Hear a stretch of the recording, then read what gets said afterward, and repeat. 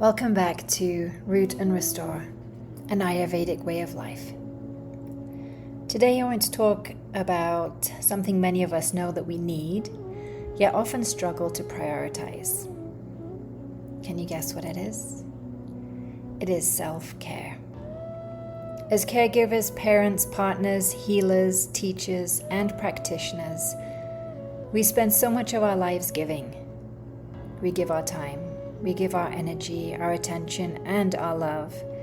Yet somewhere along the way, many of us learned that taking time for ourselves was selfish. Today I want to challenge that belief. But before we talk about self-care, I would love to offer you a few moments of it. So if you're able to, I invite you to find a comfortable seat. Or maybe it feels good to lay down.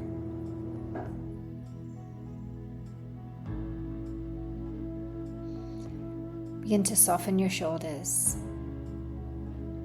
and let's gently begin. Take a nice, long, slow, deep breath in through your nose, and a gentle exhale out through your mouth. Breathing in, and gently breathing out. Allow your body to arrive. Notice that nowhere else is required of you right now.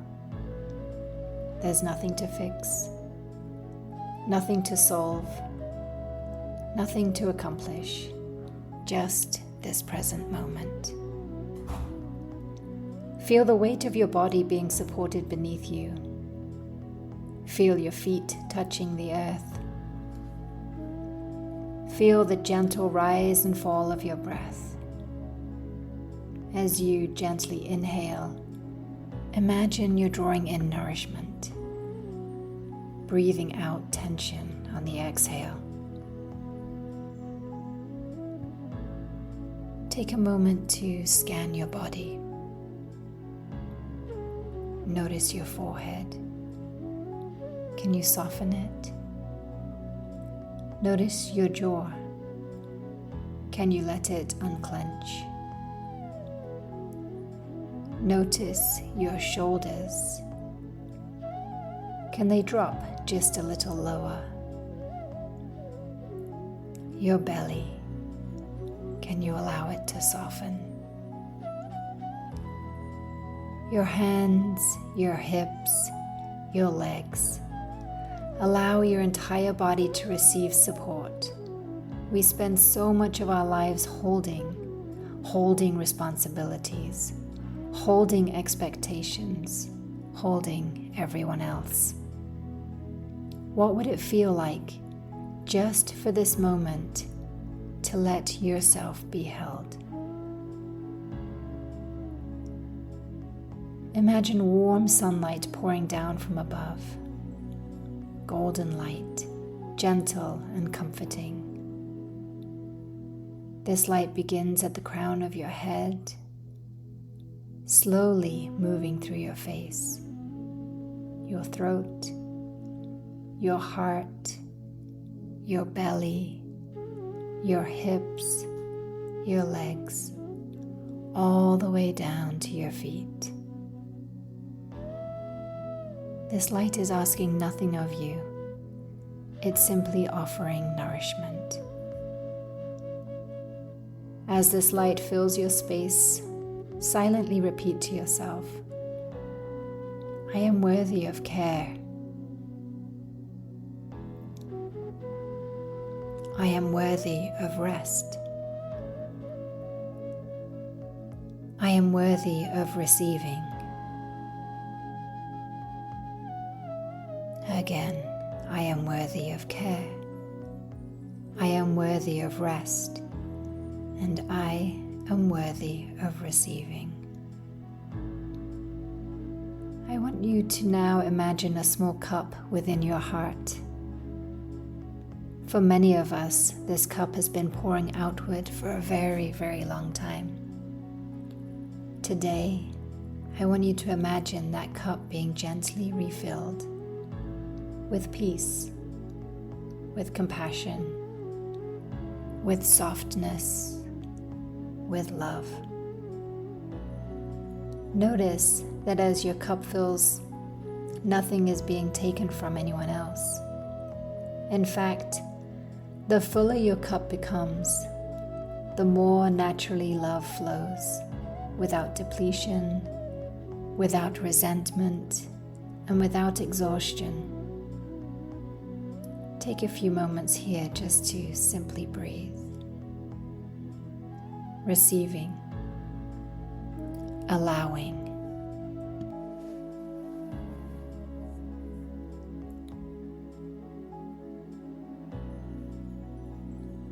Take one more deep breath in and a nice long, slow breath out.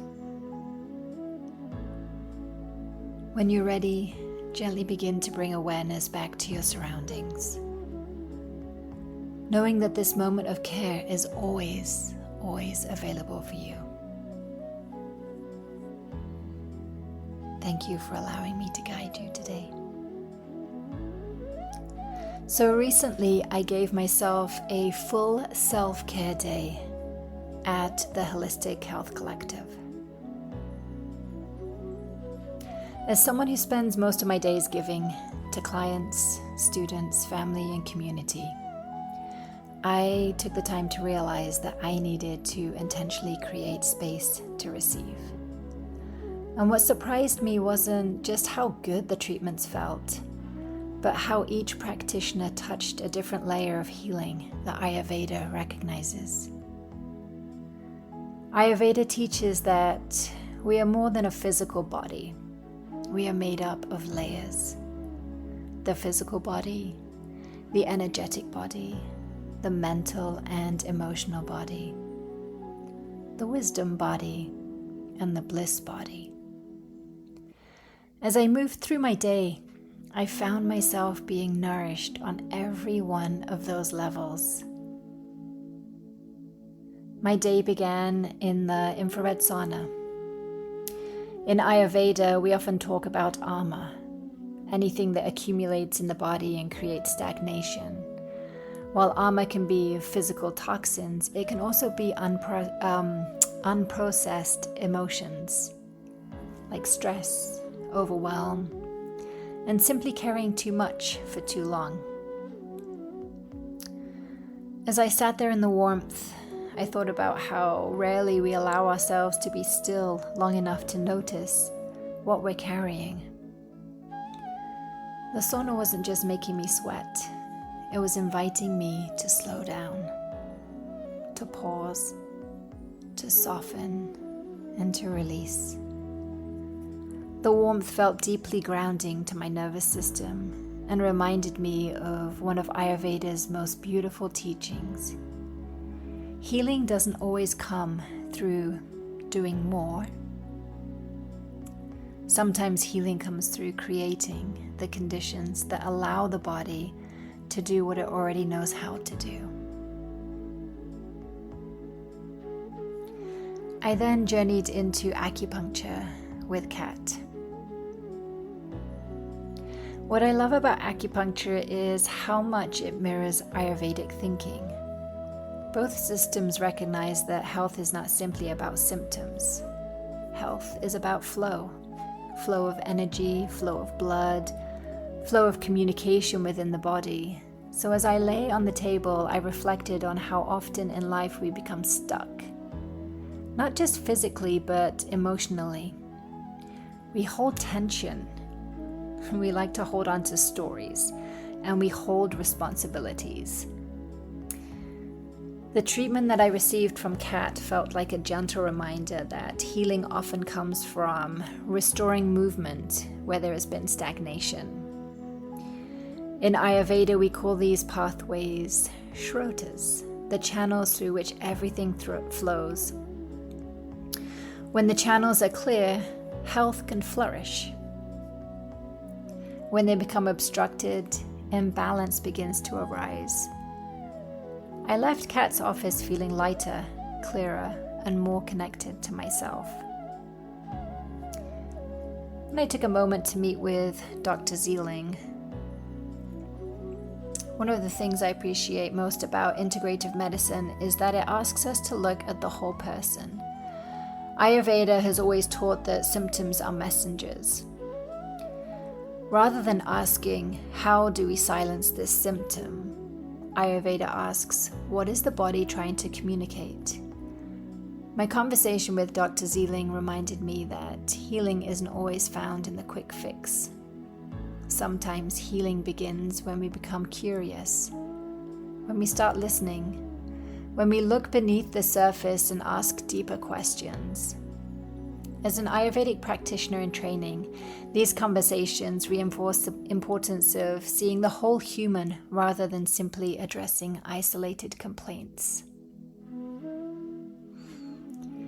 I journeyed through the collective to Soham Yoga Studio downstairs, rolling out my mat for a class with Alyssa.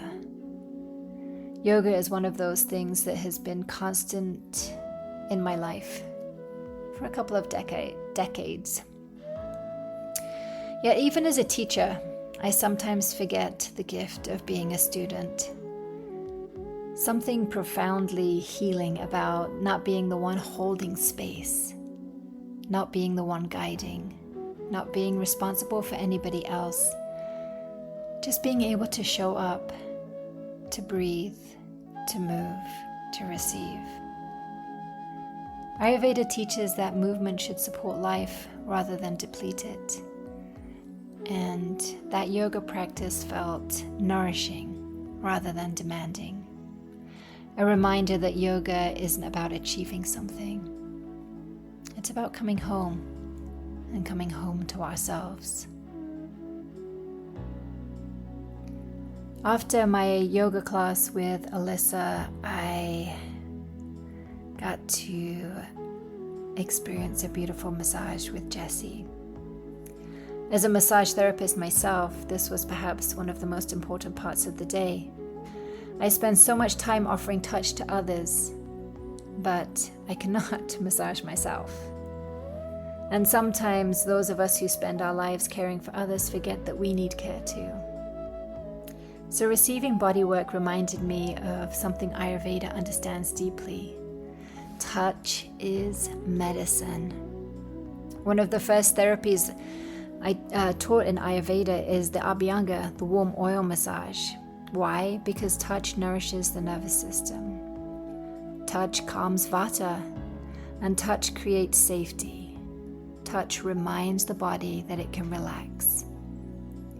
I give myself the Abhyanga every day, but receiving touch from another massage therapist, I realized how important it is for practitioners to experience this very healing practice that we offer to others.